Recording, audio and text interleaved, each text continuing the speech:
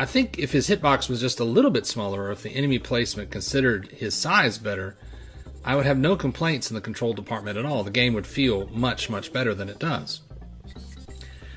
Graphically, though, the game's color palette is unique compared to the first two. It feels more cartoon-like. The brighter and rounder enemies and character sprites really shine through.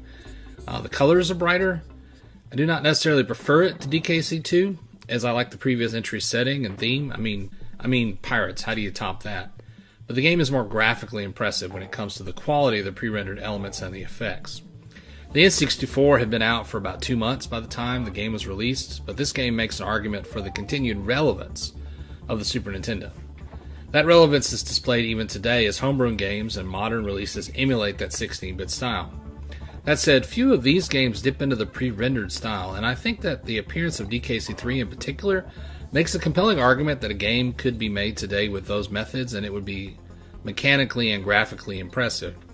I hear a lot of people dog on pre-rendered characters and that were popular during that sort of 16-bit to 32-bit transition, that they don't look very good. But this game looks really good, and it looks good even on more modern displays than just on CRTs. I mean, obviously it looks better on a CRT because that's what it was designed for, but it doesn't look bad on an LCD. And I don't know, I've sort of come around in my thinking about pre-rendered graphics the more I've been playing these games. So my really only criticism that I had for Donkey Kong Country 2 was the increased number of levels that relied on gimmicks to provide variety to the player. I'm aware that this is a subjective opinion, but to me, any element added for variety should never be at the expense of player control. And while DKC2 dipped into this territory a few times, DKC3 goes all in.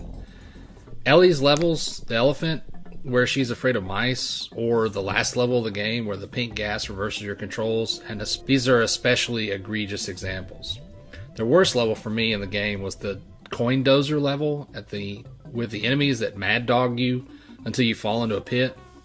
That said, I like DKC2, not all of them are bad. I particularly like the green gas moon physics level and a few others, but they add variety without sacrificing player control. In a platform game in particular, player control has to come first when designing any level. And some of the levels in the game feel like the gimmick is in the driver's seat.